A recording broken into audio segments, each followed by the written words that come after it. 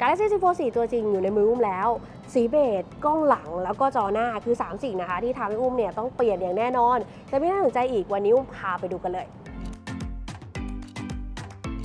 และสิ่งแรกที่เกิดขึ้นแล้วนะคะก็คือจอหน้าของตัว Z Fold 4เนี่ยมีขนาดใหญ่ขึ้นสักทีเดี๋ยวจะลองให้ดูนะคะ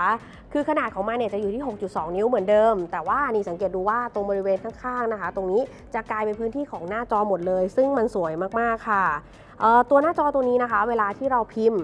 เวลาที่เรากดพิมพ์นะคะด้วยคีย์บอร์ดแบบนี้เราก็จะถนัดมือมากยิ่งขึ้นหรือว่าดูแมปนะคะก็จะสะดวกมากยิ่งขึ้นนั่นเองตัวจอตัวนี้นะคะจะเป็นจอ Dynamic AMOLED 2X นะคะอยู่ที่ 120 Hz refresh rate อัตราส่วนเนี่ยจะมีการเปลี่ยนนะคะอยู่ตอนนี้จะกลายมาเป็น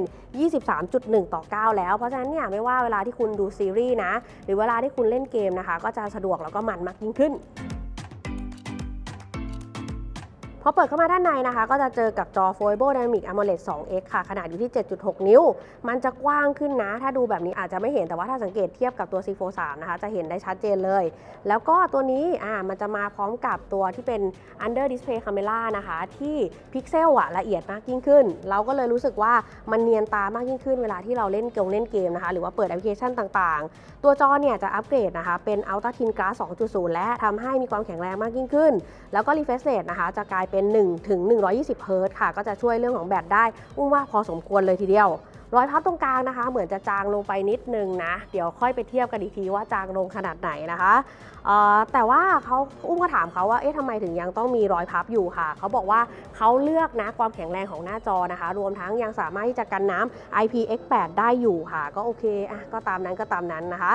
ความละเอียดของกล้องตรงนี้ยังเป็น4ล้านพิกเซลเหมือนเดิมนะเดี๋ยวต้องมาทดสอบกันว่าด้วยความที่พิกเซลเนี่ยตรงนี้มันดีขึ้นแล้วถ่ายออกมาได้ดีขึ้นจริงหรือเปล่าตัวจอด้านในนะคะจะใช้งานร่วมกับ S Pen 4 Edition นะคะตัวเดิมได้แล้วก็จะมีปากกาสีอื่นๆตามตัวเครื่องอีกด้วย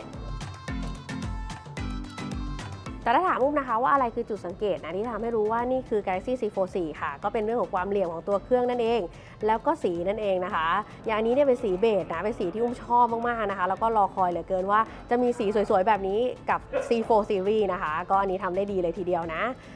ความเหลี่ยมตรงนี้นะคะก็จะช่วยทำให้เราเนี่ยจับถนัดมือมากยิ่งขึ้นส่วนเรื่องของน้ำหนักนะคะก็ตามสเปคเนี่ยเรียกว่าเบาลงไปนิดนึงละกันจาก271 กรัมมาเหลือ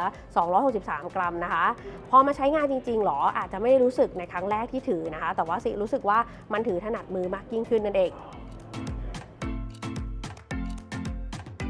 และกล้องหลังตรงนี้นะคะเป็นการอัปเกรดครั้งยิ่งใหญ่นะของมือถือที่เป็น Galaxy Z Fold Series นั่นเองค่ะเขาเนี่ยยกเอานะตัวชุดเลนส์ของตัว Galaxy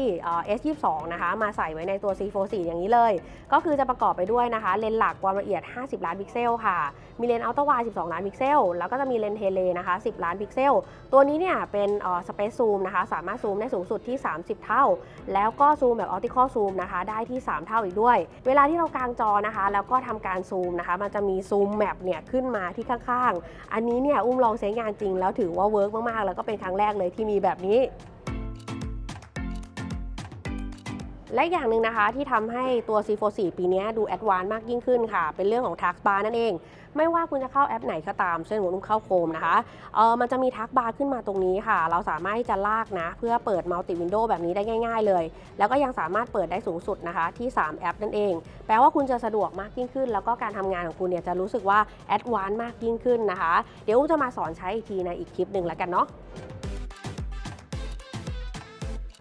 ตอนที่เรื่องของแบตเลยละกันนะคะตัวแบตตัวนี้ก็แอบหงอยเบาๆเนาะเพราะว่า Samsung เนี่ยยังใส่แบต 4,400 มิลลิแอมมาให้เหมือนเดิมเลยแต่ว่ามาพร้อมกับชิปตัวใหม่นะคะที่เป็น Snapdragon 8 Plus Gen 1 ขนาด 4 นาโนเมตรค่ะเดี๋ยวมาลุ้นกันอีกทีนะคะว่าพอเป็นชิปที่ดีมากยิ่งขึ้นแบตเนี่ยจะอยู่ได้นานขึ้นไหมนะก็รอลุ้นกันละกันและในปีนี้เองนะคะทาง Samsung เนี่ยก็ได้ทำเคสค่ะสำหรับตัว Galaxy Z Fold 4 เนี่ยออกมาเยอะแยะมากมายใครที่เคยอิจฉานะคะชาว Z Flip นะครั้งนี้ไม่ต้องอิจฉาแล้วนะมีทั้งเคสมีทั้งสแตปนะคะน่าสนใจมากๆเลยแล้วก็ยังมีในเรื่องนะคะของที่เป็น Samsung Care Plus นะคล้ายๆกับตัว Z Flip 4 เลยก็คือเนี่ยเขาจะดูแลนะคะฟิล์มเด้งเนี่ยเขาจะเปลี่ยนให้ฟรี1 ครั้ง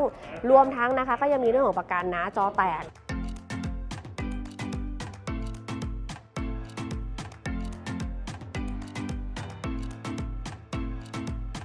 วันนี้นะคะอุ้มขอฝากการ hands on นะตัว Galaxy C44 เนี่ยไว้ประมาณนี้นะคะใครที่ยังไม่ได้ดูคลิปนะ Galaxy C54 ก็สามารถไปดูได้เลยแล้วเดี๋ยวอุ้มจะเอาเจ้าเครื่องนี้ค่ะไปลองเทียบกับ Galaxy C43 นะเทียบเนี่ยเดี๋ยวจะไปถ่ายรูปนะคะทั่วนิวยอร์กเลยว่าออกมาจะเป็นยังไง quality จะดีแค่ไหนเดี๋ยวรอติดตามกันวันนี้ไปแล้วสวัสดีค่ะ